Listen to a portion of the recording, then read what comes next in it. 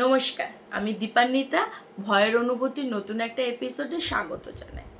আচ্ছা, পয়সা বাঁচাতে, সংসারের উন্নতি করতে তো আমরা সবাই ভালোবাসি। এই পয়সা বাঁচানোর চক্করে আমরা যখন অজানা একটা মানুষকে অল্প পয়সা দিয়ে নিজের বাড়িতে নিয়ে আসি, সঙ্গে করে তার সঙ্গে কোনো অন্ধকার বা কালো জিনিসকেও বাড়িতে ঢোকাচ্ছি না তো? আমাদের কিন্তু এইবার ভেবে ওঠার সময় এসে গেছে।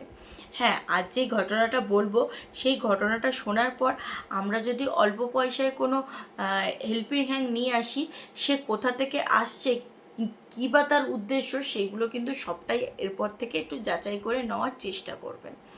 তো চলো একেবারে কথা না বাড়িয়ে সরাসরি গল্পে চলে যাই। কিন্তু তার আগে বলে দিই, তোমাদের কাছেও যদি কোনো অলৌকিক বা ভৌতিক ঘটনা থাকে, তাহলে নিচে যাওয়া যেই নাম্বারটা, সেই নাম্বারে কিন্তু রেকর্ড করে পাঠিয়ে দিতে পারো। আর গল্পটি শুনে যদি আমার ভালো লাগে, তাহলে অবশ্যই আমি আমার চ্যানেলে সেটা সকল বন্ধুদের সাথে শেয়ার করব। আর আমার বন্ধুদেরও যদি ভালো লেগে থাকে, আর সেই গল্পটা কিন্তু আনস্ক্রিপ্টেড হরর মাইন্ডে সিলেক্ট হলে, আমি কিন্তু সেই গল্প তোমাদের নাম সহ ওখানে বলে আসবো। চলো, আর একদম বাজে কথা না, সরাসরি গল্পে চাই। আর যেই ঘটনাটা, মানে যারা পাঠিয়েছে, তাদের নাম হলো নিলয় আর ঈশানী। এরা দুজনেই কর্পোরেট সেক্টরে কাজ করত এবং লাভ ম্যারেজ করে ওদের বিয়ে হয়, এবং কলকাতায় একটা ভাড়া নেওয়া ফ্ল্যাটে ওরা বেশ কিছু বছর কাটায়। তারপরে যেই লকডাউনটা আসে, তো বাড়ি থেকে ওয়ার্ক ফ্রম হোম হতো। তো ওরা ডিসাইড করে যে এই টাইম পিরিয়ডটাই আমরা আর কি কনসিভ করব, বেবি নেওয়ার যে প্রসেসটা থাকে সেটা হয়ে যাবে। তো অবভিয়াসলি সবটাই ঠিক থাকে, কিন্তু আমরা মানে যতটা ইজি মনে করি একটা বাচ্চাকে জন্ম দেওয়া বা মানুষ করা, ততটা কিন্তু ইজি না। বাচ্চাটা তো হয়ে যায়, হওয়ার আগ পর্যন্ত ঈশানী মোটামুটি সংসার আর নিজের কেয়ার দুটোই ঠিকঠাক রেখে নিচ্ছিল। কিন্তু আফটার বেবি ও না ভীষণ রকম পাজল হয়ে পড়ে, যেহেতু বাচ্চারা রাত্রেবেলা মাদেরকে একেবারে ঘুমোতে দেয় না, আর বাবারা জব করে, মানে ওরা সেইভাবে রেসপন্সিবিলিটিও নেয় না। তো এইভাবে না ও ভীষণভাবে আষ্টে পিষ্টে জড়িয়ে পড়ছিল নানা কাজের মধ্যে দিয়ে, শরীর স্বাস্থ্য মানে খারাপ হয়ে গেছে। ইনফ্যাক্ট ওর নিজের চাকরিটাও ওকে ছেড়ে দিতে হয়, যেহেতু বেবিটা ভীষণ ছোট আর ওর টেক কেয়ার করার জন্য। তো ছেড়ে দেয়, কিন্তু তারপরে সংসারে একটা সমস্যা দেখা দেয়। যেহেতু দুজনের ইনকাম হতো, ওদের সংসার খুব ভালোভাবে চলছিল, কিন্তু বেবির খরচও বাড়ে, ও ঈশানী জবও ছেড়ে দেয়, ফলত ওদের কী হয়, সংসারটা ডাউন হয়ে যায়। তো ওদের যেই ফ্ল্যাট বা ওরা যেখানে ভাড়া থাকতো, ওই ফ্ল্যাটের প্রচুর লোক, মানে অন্যান্য যে কমপ্লেক্সগুলোতে না, ওরা কি করতো, একটা মহিলা আসতো ওখানে, এই বছর 40-এর একটি মহিলা। সেই মহিলা ইললিগালিভাবে ওদেরকে ছোট ছোট বাচ্চা ছেলে মেয়ে কাজের জন্য দিত। তা ও জিনিসটা অনেক দিন যাবতই জানে। এবার যেহেতু আমাদের ভারতীয় আইনে 18 বছরের নিচে বা 14 বছরের নিচে কোনো বাচ্চাকে কি কাজে নেওয়া যায় না, বা ওটাকে আমরা শিশুশ্রম হিসাবে গণ্য করি, এবং আইনত সেটা অপরাধ। তো ওরা কি করে, ওই মহিলা কি করে, মানে ইললিগালভাবেই ওই বাচ্চাগুলোকে অল্প কিছু টাকার বিনিময়ে ওই ফ্ল্যাটগুলোতে কাজের জন্য আর কি দেয়।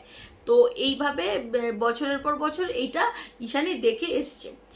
এরপরে ওর যখন খুব সংসারেও অসুবিধা এবং একটা হেল্পিং হ্যান্ডও ভীষণভাবে দরকার পড়লো, ও তখন হাজব্যান্ডের সাথে একদিন আর কি ডিসকাস করে যে এরকম আমাদের এখানে কম খরচের মধ্যে আর কি মানে সাহায্য করার বাচ্চা বাচ্চা মেয়ে ছেলে মেয়ে পাওয়া যায়, তো আমি কি একজনকে হায়ার করব, কারণ আমার পক্ষে সম্ভব হচ্ছে না। ওর হাজব্যান্ড প্রায় রাত্রি 1টা-2টোর সময় কাজে আসতো, বাড়িতে এসেও কখনো কখনো ভীষণ রকম ব্যস্ত থাকতো। তো একার পক্ষে পুরো সংসারটা দেখা, বাচ্চা দেখা ওর কাছে ভীষণ ভারী মনে হচ্ছিল।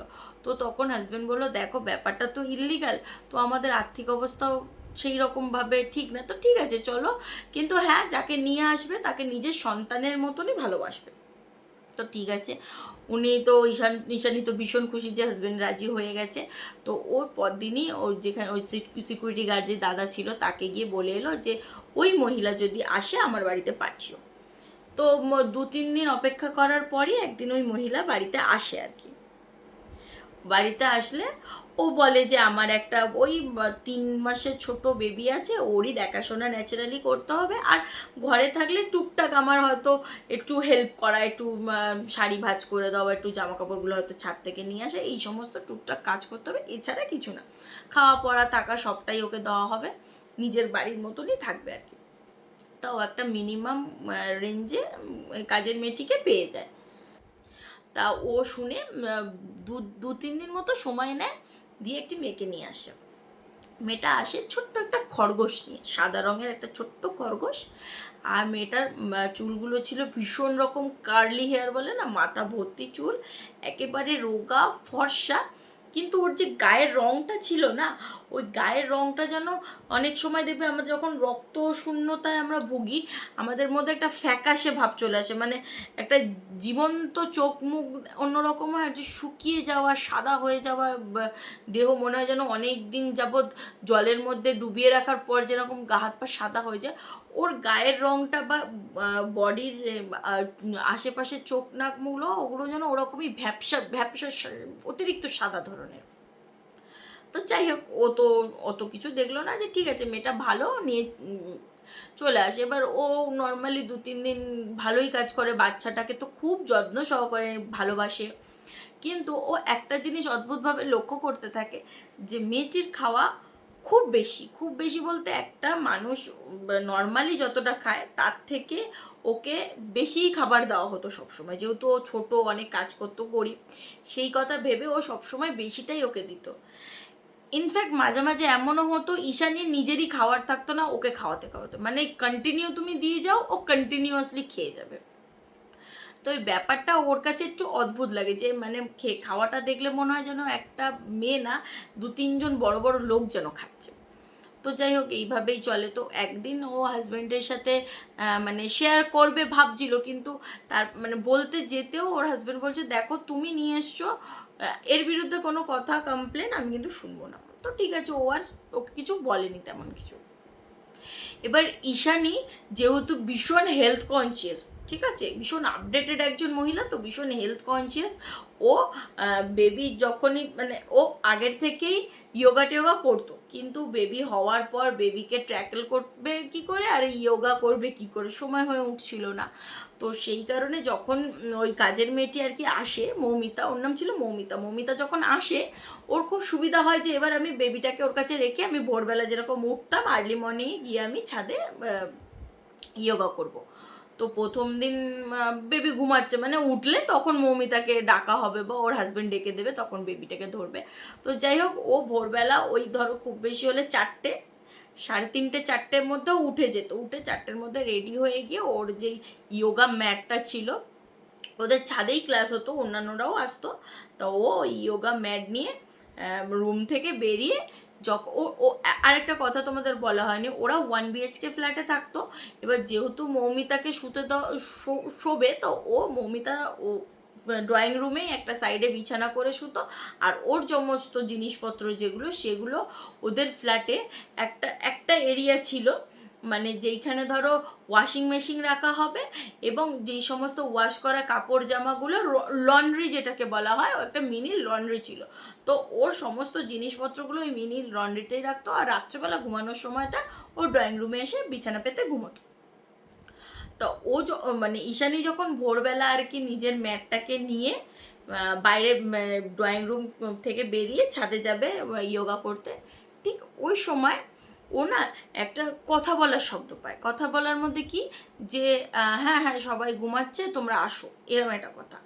এবার ও তখন ভাবে যে এই কথাটা মানে হতেই পারে যে ও অচেনা লোক, চুরি ছিনতাইও করতে পারে, ডাকাতি করতে পারে, যেহেতু আমি রুম থেকে বেরিয়ে যাচ্ছি, একা বাচ্চা নিয়ে আমার হাজব্যান্ড থাকবে। তো ও তখন কিছুক্ষণ ওয়েট করলো, অন্ধকারেই ওয়েট করলো, ও কিন্তু ড্রয়িং রুমের লাইটটা জ্বালায়নি, বেডরুমে থেকে বেরিয়ে হালকা আলো আধারি, যেহেতু 4টে বাজে, তো হালকা হালকা সূর্যের হাওয়া আভা আর কি ঘরের ভিতরে আসছে কাছের উইন্ডোগুলো। তো যখন এই কথাটা ওর কানে এলো, ও চুপ করে বেশ কিছুক্ষণ দাঁড়ালো, 2-4 মিনিট দাঁড়ানোর পর দেখছে আর কোনো রিপ্লাই আসছে না। ও তখন কি করেছে, মানে ড্রয়িং রুমের আর কি লাইটটা জ্বালিয়েছে। যেই না লাইট জ্বালিয়েছে, একটা অদ্ভুত জিনিস ও লক্ষ্য করে, যে মেয়েটি নিচে গদি পেতে শুয়ে আছে। কিন্তু মেয়েটা উবুড় হয়ে শুয়ে আছে। এরপর ওর যে পা দুটো কি জানি কিভাবে সোজা হয়ে মুড়ে রয়েছে, হাত দুটো সোজা হয়ে মুড়ে রয়েছে, কিন্তু ওর আমি যেরকম বসে আছি এরম না, ও উল্টিয়ে রয়েছে, আর মাথাটা বালিশের মধ্যে একেবারে ঢুকোনো। আর ওর যে মাথাটা ছিল না, মাথাটা একেবারে বালিশের ভেতরে ঢোকানো। মানে আমরা তো যখন ধরো উবুড়ো হয়ে শুচ্ছি তখন আমরা কি না মাথাটা এই পাশে দিই বা এই পাশে দিই, কিন্তু না মানে ও শুয়ে আছে এই যে বালিশের মধ্যে একেবারে মাথাটা গুজি, ঠিক আছে, নাকটা যেন ঢুকে গেছে বালিশের ভেতরে। তো নিঃশ্বাস নিচ্ছে কি করে, তো ওর একেবারে অবাক লেগে ওকে ডাকে, এই মমিতা কি হলো কি হলো, শরীর কিছু খারাপ হয়েছে? আর হাত পাগুলো একেবারে উল্টোনো। ও কিছুক্ষণ পর, বেশ কিছুক্ষণ ডাকার পর মমিতার আর কি হুঁশ আসে।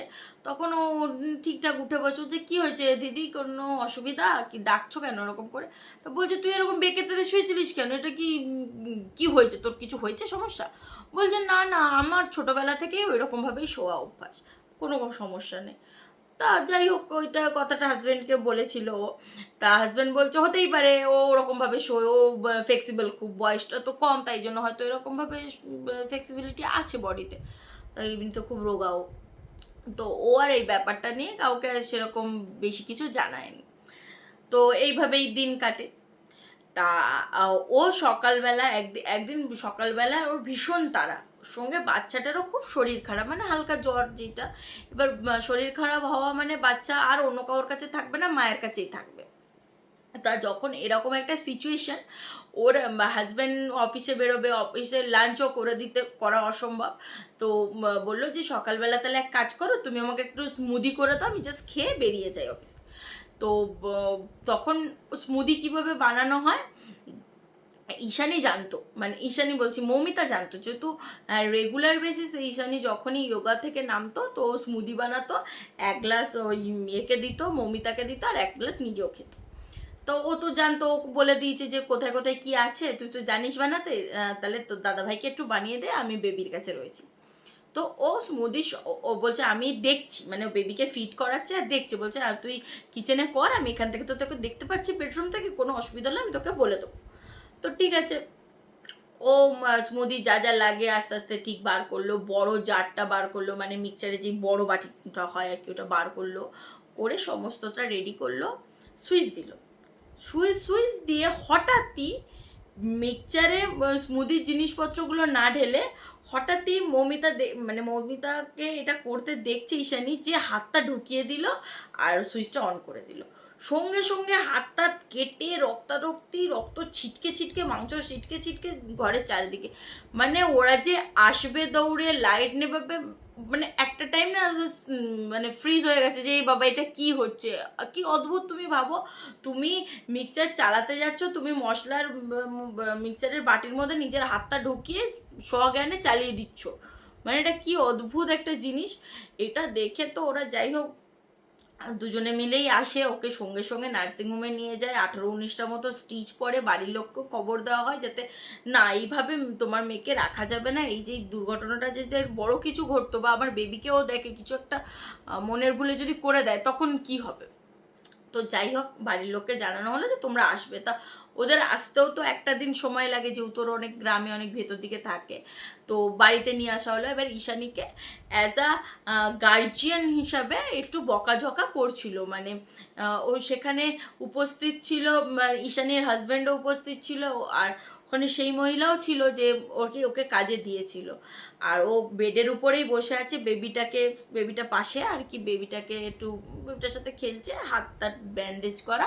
তো ওর একটু বকাঝকাই দিচ্ছিল, কড়াভাবেই কিছু কথা বলে। যেই ওরকমভাবে বলতে থাকে 10-15 মিনিট পর হঠাৎই না ওর চুলে একটা পনিটেল করা ছিল, ঠিক আছে, হঠাৎ করে চুলটা খুললো। আর আগেই বলেছে ওর কার্লি হেয়ার, এবার চুলটা খোলাতে পুরো মুখ ভর্তি চুল হয়ে গেল। ও হঠাৎ করে কথার মাঝে কি করলো, বেবিটাকে নিয়ে এরকম ছুঁড়ে নিচে মাটিতে। ছোট প্রায় 3-3.5 মাসের একটা ছোট্ট বাচ্চাকে যে ভীষণ ভালোবাসতো মৌমিতা, সেই মৌমিতা ওই বাচ্চাটাকে এরকম করে ধরলো, ধরে মাটির মধ্যে ফেলে দিল, মেঝের মধ্যে। এবার তো ভীষণ রকম ঈশানীর হাজব্যান্ড নীল দুজনেই রেগে গেল। তো ওকে বললো, আর ও জিনিসটা করে না হাসছে, আরও যে ঠিক করেছি, দেখ আমাকে বকছিস, বদলে দেখ তোর বাচ্চাকেও আমি এরকম করতে পারি। তো ওরা আর এক মুহূর্ত ওকে ফাঁকা রাখলো না, ওরা কি করলো, বেডরুমে ওকে বন্ধ করে রেখে বাইরে সারা রাতটা কাটালো। দিয়ে ওর মা বাবা যখন হলো বলছে, না আমার মেয়ে তো নর্মাল, আপনাদেরই কোনো ভুল, একটু বচসা মতো হওয়ার, যেহেতু বাচ্চাটাকে হার্ট করে, যে বাচ্চাটার একটু লেগেছিল, তো যাই হোক বেশি কোনো আঘাত হয়নি। তো ওই মেয়েকে নিয়ে মানে যখন আর কি ওরা এলো, ততক্ষণে যখন দরজা খুলছে দেখছে ও অলরেডি সেই স্টিচগুলোকেও ছিঁড়ে ফেলেছে, ব্যান্ডেড তো ছিঁড়েই ফেলেছে, দিয়ে একটা মেসি কাজকর্ম করে রক্ত টক্ত মেখে বসে আছে। তো বাবা মার সঙ্গে ওকে কিছু টাকা দিয়ে আর কি ওরা বের করে দিল। তা ঈশানী যে, বাবা কি বিশাল বড় বিপদ আমি পড়েছিলাম, নীলও বললো দেখেছো কথা না শুনে এরকম, যাই হোক। তো ও বললো যে ঠিক আছে চলো, ভুল হয়ে গেছে, আর কখনো আমি এরকম কিছু করবো না। তা এইখানে মোটামুটি ঘটনাটা যদি শেষ হয়ে যেত তাহলে খুব ভালো হতো, কিন্তু প্রবলেমটার পর থেকে শুরু হয়। ও তো চলে গেল। এবার মানে রইল কি, ঈশানী ও তার ছোট্ট বাচ্চা। তো ওই বাচ্চা নিয়েই যা হোক করে একটা ঠিকা কাজ রাখলো, যে রান্না টান্না করে দিয়ে যায়, ওই যা হোক করে সংসার চলছে। ওর হাজব্যান্ড আসতো ঠিক রাত্রির 12টার পরে, ওর মানে এতটাই কাজের প্রেশার থাকতো যে ও তাড়াতাড়ি চলে আসতে পারতো না, তো ও রাত্রির 12টা 12:30টার পরেই মোটামুটি আসতো। তা আসলে আর কি ওকে ফোন করতো, যেহেতু বেবি এত ছোট, তো বেল টেল দিলে যদি জেগে যায় তো সারা রাত জেগে থাকবে, তো ওই কারণে ওরা যখনই আসতো ফোন করতো। তা ঈশানীর নীল আর কি একদিন ওরকমই আসে, এসে ফোন করে বলে গেটটা খোলো। গেটটা খুলেছে, খুলে জাস্ট দুজনে গেটটা লাগিয়ে দুপা এগিয়েছে বেডরুমের দিকে, আর ওইদিকে মানে নীল যাচ্ছে ওয়াশরুমে। হঠাৎই ভীষণভাবে কলিং বেলের শব্দ হচ্ছে, জাস্ট কিছু সেকেন্ডের মতো রুমে ঢুকে দুপা এগিয়েছে ওয়াশরুমের দিকে, আর যাচ্ছে বেডরুমের দিকে, আর সঙ্গে সঙ্গে দরজায় আওয়াজ। ওর গিয়ে গেট খুলেছে। গেটটা খুলে প্রথমে তো কাউকে দেখতে পায় না, প্রথম কথা। তারপরে দরজাতে তাকিয়ে ওরা একটা বীভৎস বাজে জিনিস দেখে। সেটা হলো কেউ বা কারা, ওই যে গল্পের শুরুতে বলেছিলাম না, ঈশানী একটা ছোট্ট খরগোশ নিয়ে এসেছিল, ওই মৌমিতা একটা ছোট্ট খরগোশ নিয়ে এসেছিল, নামগুলো ভীষণ গুলিয়ে যাচ্ছে আমার, একটা ছোট খরগোশ নিয়ে এসেছিল। সেই খরগোশটা মাথাটা কাটা, আর বডির হাত পা মানে ওইগুলো টুকরো করা, প্রত্যেকটা টুকরো মানে ধরো মাথাটা এরকম, ওর দুটো যেই কান রয়েছে ওই কান দুটোতে ছোট্ট ছোট্ট প্রেক লাগিয়ে কান দুটো শুধু মাথাটা ঝুলছে, এইদিকে হাতটা একটা প্রেক লাগানো, ওইদিকে পাটা একটা প্রেক লাগানো, এইদিকে বডির যে পার্টসটা রয়েছে, যে পেট বুক পর্যন্ত, সেটা একটা কোনায় পেরেক লাগানো, এরম অবস্থা, দরজাটা ময় রক্ত। কয়েক সেকেন্ড আগে নীল ঢুকেছে, কয়েক সেকেন্ডের মধ্যে ওরা দরজা খুলেছে, তার মধ্যে এতটা কাণ্ড হয়ে গেছে। এবার ঈশানী তো রীতিমতো হাত পা কাঁপছে, যে কি হলো, হঠাৎ করে কোনো খারাপ নজর লাগলো, কিছু হলো, মানে ও এত আপডেটেড মেয়ে তবুও ভয় পেয়ে যাচ্ছে। তো ওকে মানে কি রুমে আর কি ঢুকে ঈশানীকে, নীল গেল নিচে দারোয়ানকে ডাকতে, সিকিউরিটিকে ডাকতে। সিকিউরিটিকে ডেকে যখন নিয়ে আসলো 10-15 মিনিটের মধ্যেই দেখছে মানে দরজার মধ্যে কিছুই নেই, মানে রক্ত নেই, মানে ওই খরগোশটা নেই, রয়েছে শুধু ওই পেরেকগুলো যেখানে যেখানে ওকে গেঁথে রাখা হয়েছিল। তো যাই হোক, এরা বললো যে তোমাদেরই কোনো ভুল, হয়তো হ্যালুসিনেট করছো, যেহেতু রাত্রে ঠিক করে ঘুমাও না, অনেক কাজের প্রেশার। তো নানা লোকে নানা রকম কথা বললো। ঈশানী আর নীলের মধ্যে কিন্তু এটা মানে শিওর ছিল ওরা, যে ওরা ভুল দেখেনি, ওরা স্পষ্ট দেখে দুজনের একসাথে ভুল হতে পারে না, এটা সম্ভব না।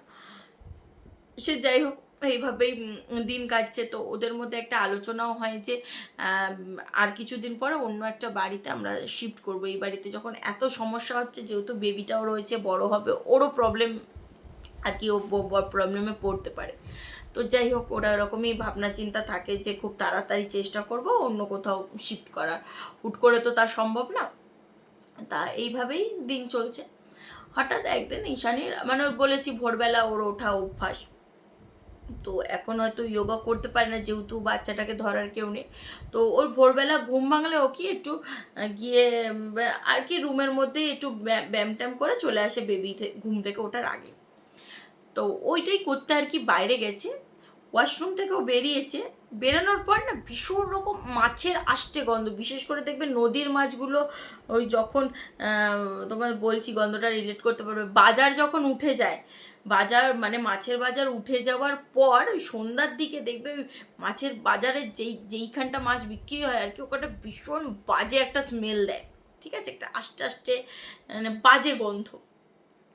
তা ও হঠাৎই মানে ওয়াশরুম থেকে বেরিয়ে সেই গন্ধটাই পেতে থাকে, যে বাবা কেমন একটা গন্ধ লাগছে, কি ইঁদুর তো মরলো কি না, এই ভেবে ভেবে যখন আর কি ওয়াশরুমের গেট থেকে আস্তে আস্তে ড্রয়িং রুমে আসছে, তখনই আলো আধারিত খেয়াল করে, ও কিন্তু কোনো লাইট জ্বালায়নি, যেটুকুনি আগেই বলেছি গ্লাসের সব উইন্ডোগুলো যেটুকুনি আলো আসছে ওটাতেই ও দেখতে পাচ্ছে ভোরবেলা যে একটা মেয়ে, ঠিক আছে, মেয়ে বলতে তুমি মৌমিতাই ধরো, মৌমিতার মতনই অঙ্গি ভঙ্গি সমস্ত কিছু, মুখটা হয়তো পরিষ্কারভাবে দেখতে পাচ্ছে না, কিন্তু একটা মেয়েকে দেখেছে যার ওরকমই কার্লি হেয়ার, রোগা, ওর মতোই হাইট, মাথার উপরে ওই যে মাথার উপরে একটা খরগোশ বসে আছে। দিয়ে দুজনে ওই লন্ড্রি রুম থেকে আস্তে আস্তে আস্তে আস্তে বেরিয়ে আসছে ড্রয়িং রুমের দিকে, আর ও ঈশানি যাচ্ছে ওয়াশরুম থেকে ড্রয়িং রুমের দিকে। ও না ওইটা দেখে ওখানে বিভৎসভাবে চিৎকার করে অজ্ঞান হয়েছে।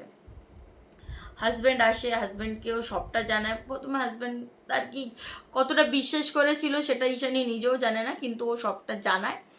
জানানোর পর ওরা তো ভীষণ রকম উদ্যোগী হয়ে পড়ে যে না এই বাড়িতে থাকা যাবে না, যে কোনো কারণেই হোক না কেন এই বাড়িতে একটা নেগেটিভ কিছু এসে গেছে বা দৃষ্টি পড়েছে। বাড়ির লোকের সাথেও কথা বললো, তো ঈশানীর বাড়ির লোক বললো যে তোরা এক কাজ করো, তো ছোটো বেবি নিয়ে মানে জায়গা এক্সচেঞ্জ কি করে করবি, তার থেকে ভালো তো হাজব্যান্ডকে বল, জামাইকে বল আমাদের বাড়িতে মাসখানেকের জন্য তুই থেকে যা, ততদিনে ও অন্য জায়গায় বাড়ি খুঁজে তারপরে তোদের নিয়ে যাবে। তো সেই কথা মতো সমস্ত ব্যাগসপত্রা গুছিয়ে গোছানো হয়ে গেছে, একটা দিন ফিক্সড করা হয়েছে যে এই দিনে এবার আমরা বাপের বাড়ি চলে যাবে ও কিছু দিনের জন্য, আফটার দ্যাট নতুন বাড়ি রেন্টে নেওয়া হবে। তো যেদিন আর কি বাড়ি যাওয়ার আগের দিন রাত্রেবেলা হাজব্যান্ড আসেইনি, মানে অপেক্ষা করে আছে কতক্ষণে আসবে, ওই সেদিন কাজ টাজ মিটিয়ে আস্তে আস্তে 1:30 মতো বেজেছে। ছেলেটা ঘুমিয়ে পড়েছে, বা মানে বেবি আর কি, ছেলেটা ঘুমিয়ে পড়েছে, ছেলেকে ঘরে রেখেছে। হঠাৎ করে দুলোকে মানে কিছু ওই যে ফ্রিজে কিছু খাবার দাবার ছিল, তো ওরা ডিসাইড করেছিল আজকে যত দেরি করেই আসো না কেন আজকে রাত্রে একসাথেই ডিনার করব। তা ফ্রিজে মোটামুটি যা যা চকলেট টকলেট ছিল সবই বার করে নিয়েছে, দুজনে বসে বসে খাচ্ছে আর ডিনার করছে, গল্প করছে। হঠাৎই ওদের মনে হলো না একটা ভীষণ রকম পচা স্মেল রয়েছে, নাকে নাকে গন্ধ আসছে। তো দুজনকে কিন্তু সেটা বলেও নি, ওরা ওদের মতো খেতে থাকছে। তারপরে হঠাৎ মনে হচ্ছে ড্রয়িং রুমের যেই দিকটা ওদের সোফা ছিল, মানে যেখানে মমিতা শুতো আর কি, ওখান থেকে একটা ফিসফিস ফিসফিস ফিসফিস করে প্রথমে একজন ফিসফিস করছে, তারপর দুজন, তারপর তিনজন, এরকম করে 4-5 জনের একটা ফিসফিসানি আসছে আস্তে আস্তে, খুব আস্তে, যাতে ওরা পাখার আওয়াজে শুনতেই না পারে। ফিসফিস ফিসফিস করে হচ্ছে হতে তখন ঈশানী বলছে আচ্ছা তুমি কি কিছু শুনতে পাচ্ছ? তো তখন বলছে হ্যাঁ শুনতে পাচ্ছি। বলছে গন্ধ? বলছে হ্যাঁ দুটোই পাচ্ছি আমি। তা সোফার ওই দিকটা দুজনে তাকালো, মানে ওরা কি করেছে বেডরুমের যেই লাইটগুলো থাকে অফ করেছে, ওর যেইখানটা মানে ওদের ডাইনিং টেবিল এরিয়া ওখানে ঝালর ছিল, ওটা জ্বালিয়ে ওরা খাচ্ছে। আর বাকি ড্রয়িং রুমটা যেহেতু আলোর মিডিল ওরা বসেছে, বাকি ড্রয়িং রুমটা কিন্তু একটা নিকষ অন্ধকার লাগছে। তো ওরা সোফার দিকে তাকালো, কিছু দেখতে পেলো না। তো ওরা কি মনে করলো যে হতেই পারে যে কেউ হয়তো ঢুকে পড়েছে, চোর বা কিছু, যেহেতু আমরা চলে যাব শুনেছে অনেকে। তো দুজনে মিলে আস্তে আস্তে উঠেছে, মানে লাইটও জ্বালায়নি, মোবাইলের লাইটটা জ্বালিয়ে দিয়ে দেখছে সোফার কাছে গেছে, আওয়াজটা ঠিক সোফার নিচ থেকে আসছে, ফিসির ফিসির আওয়াজটা, আর গন্ধ তীব্র হয়ে গেছে। ওরা মোবাইলের লাইটটা নিয়ে যেই না নিচে দিয়েছে, কি দেখতে পাই জানো? একটা হাত, এতটা হাত, ঠিক আছে, যেন মাটির মধ্যে থেকে এতটা হাত বেরিয়ে রয়েছে এই কুঁই থেকে। আর দুজনেই একসাথে ভুল দেখতে পারে না, আর ওই হাতটা পচেও গেছে, ঠিক আছে, মাছি টাচি এসে বসছে ওটা থেকেই, সেই মানে জিনিসটা ফুলেও গেছে, অনেক দিন যাবৎ কোনো কিছু থাকলে ফুলে গেছে, ফুলে গিয়ে ফেটেছে, ফেটে ওখান থেকে যে রক্ত রস ওগুলো ঝরে পড়ছে চারিদিকে, আর ওগুলো দিয়ে বাজে পচা গন্ধটা বেরোচ্ছে, বুঝেছো? ওরা তখন মানে পিছিয়ে এসছে দুজনে, আবারও টর্চ লাইট মেরেছে, রুমের লাইট জ্বালিয়েছে, দেখছে হ্যাঁ ওটা রয়েছেই ওরকম। এবার ঈশানীকে রেখেও যেতে পারছে না, ওরা ড্রয়িং রুমে যা হোক দরজাটা খুলে আর চিৎকার করেছে, ওয়াচরুম মানে ওয়াচম্যানকে ডাকছে, আরও বাকি আশেপাশে যারা ছিল তাদেরও নাম ধরে ধরে ডাকছে। ওরা যেহেতু বহু দিন ওই বাড়িতে ছিল, তো বিয়ের পর থেকে ওরা ওইখানে ছিল, তো সবাই মোটামুটি চেনে। তো যখন ওরকম ডাকাডাকি হলো, ওরা সবাই এলো, গন্ধটা সকলে পেলেও মানে সোফার তলায় ওরা কিন্তু কেউ কিছুই দেখেনি। তা ওরা তো পরদিন ভোরবেলায় বেরিয়ে গেছে, আর ওই নিয়ে আলোচনা হয়নি, এবং এরা এটাও ডিসাইড করে গেছে যে এই বাড়িতে রিটার্ন আসবো না। তা যাই হোক, 1-1.5 মাস পর সব শিফট অন্য বাড়িতে হয়ে যাওয়ার পর ওরা আর কি ওখানে নতুন বাড়িতে আসে, এবং সাথে করে ঈশানীর মাও এসেছিল। তা এইভাবেই বেশ, আর কোনো অসুবিধা নেই, ওরা নতুন বাড়িতে চলে যাওয়ার পর কোনো রকম প্রবলেম হচ্ছে না। একদিন মাসখানেক পর, ঠিক আছে মাসখানেক পরই হবে, দিয়ে ওই যেই কাজের মেয়ে দিয়েছিল, মানে মৌমিতাকে যে নিয়ে এসেছিল বা নিয়ে আসে যে ছোট ছোট মেয়েদেরকে, যেই মহিলাটা, সেই মহিলাটা কোথা থেকে ফোন নাম্বার পেয়েছে, ঈশানে ফোন করেছে। ফোন করে বলছে, দিদি আমি বলছি, তুমি নাকি অন্য মানে কমপ্লেক্সে চলে গেছো, কাজের লোক তো তোমার নেই, আমি কি একটা মেয়ে আছে দেবো? তখন বলে, মাথা খারাপ, আমার দরকারই নেই, আমি যেতটুকুনি পারবো ততটুকুনি পারলে আমি হোটেল থেকে খাবার নিয়ে আসবো, কিন্তু ওই মেয়ে দিস না, যা মানে আমার জীবন হেল্প করে দিয়েছে, লাইফটা হেল্প করে দিয়েছে ওই মেয়ের জন্য, জানিস কত কিছু প্রবলেম হয়েছে। তো বলছে, হ্যাঁ আর কি, মরা মানুষের নামে তুমি আর কি বলবো বলো। মরা মানুষ মানে ও না একেবারে মরা মানুষ হতে যাবে কেন, কেন কি হয়েছে? বলছে, তুমি খবর রাখো না, এই 2-3 মাসে কি হয়ে গেছে? বলছে, আমি কি করে খবর রাখবো, ও চলে গেছে, চলে যাওয়ার পর তো আর কোনো কন্ট্যাক্ট আমার সাথে ছিল না, থাকবে কি করে? তো ওই কাজের মেয়ে যে দিয়েছিল সেই মহিলাটা ঈশানীকে জানায়, মৌমিতা যখনই এখান থেকে চলে যায় নিজের বাড়িতে, ও বাড়িতে গিয়ে আরও অদ্ভুত আচরণ শুরু করে, ভীষণ রকম অসুস্থ হয়ে পড়ে, সবসময় কালো কালো কী সব বমি করতো, সবুজ কালারের ওর আমাশা হতো, রক্ত আমাশা হতো, আর ওরকম মানে কোনো বাচ্চা দেখলে ভীষণ ইরিটেট হতো। এরম করতে করতে একদিন হঠাৎই মৌমিতাকে খুঁজে পাওয়া যায় না। এই সপ্তাহ 2 আগের ঘটনা, সপ্তাহ 2 আগে না, মাসখানেক আগে, মানে যেই টাইম পিরিয়ডটায় আর কি ওরা ওই একটা অবয়ব দেখতে পায় এবং সোফার তলায় যেগুলো দেখে আর কি, সেই টাইম পিরিয়ডটার কথা বলছে উনি, যে ওই সময়টা ওকে হঠাৎই খুঁজে পাওয়া যায় না। গ্রামের পর গ্রাম সব জায়গায় খোঁজার পর 2-3 দিন পর হঠাৎই ওদের খাটের নিচ থেকে একটা পচা গন্ধ, যেহেতু মাটির বাড়ি, পচা গন্ধ বেরোতে থাকে, এবং সকলে মিলে নিচে মানে দেখার পর, মা বাবা দেখার পর দেখতে পায় যে মাটিটা একটু এবড়ো খেবড়ো, এবং একটা হাত বেরিয়ে আছে। বলছে কবজি থেকে একটা হাত বেরিয়ে আছে। ওই হাত দেখে যখন পুরো খাট সরিয়ে আর কি খোঁড়া হয়, তখন ওই মৌমিতার পচা গলা দেহটা পাওয়া যায়। মানে ও যে ওখানে মরেছে ওই হাত বের করা, ওই সেম জিনিসটা ঈশানী আর নীলাব্য এখানে বসে বসে নীল আর ঈশানী দেখতে পায়, যে ওরকমই হাতটা বেরিয়ে এসেছিল।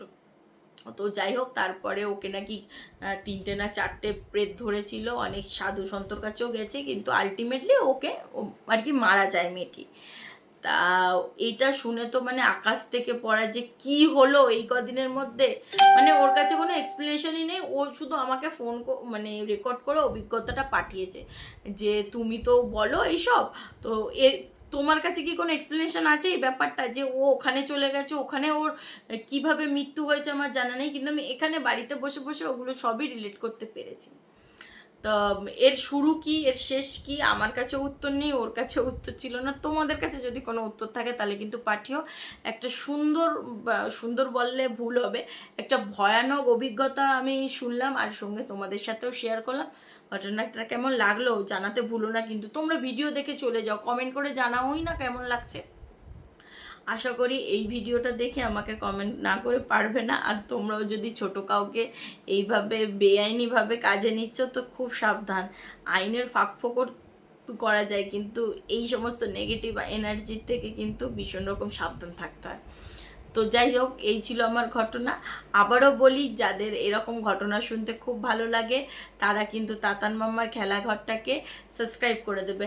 ও বলতে ভুলেই গেছি, আরেকটা ইনফরমেশন ছিল তোমাদের দেওয়ার, সেটা হলো তাতান মাম্মার খেলাঘরে তো তোমরা এই সমস্ত গল্প পাবে। আমি আজকে থেকে মানে শনিবার থেকেই আরেকটা নতুন চ্যানেল মানে খুলছি, যেটা এই যেহেতু তাতান মামার খেলাঘরে কি হয় যে আমার ডেলি ব্লগও থাকে, এই সমস্ত ভূতের গল্পও থাকে, বিভিন্ন রান্নারও ব্লগ, তো মানে একটা মেসি হয়ে যাচ্ছে। ওই কারণে আমি ডিসাইড নিয়েছি যে আমি ইউটিউবে আরেকটি চ্যানেল খুলবো, যেটার নামই থাকবে ভয়ের অনুভূতি, বা খুলেছি যার নাম আছে ভয়ের অনুভূতি।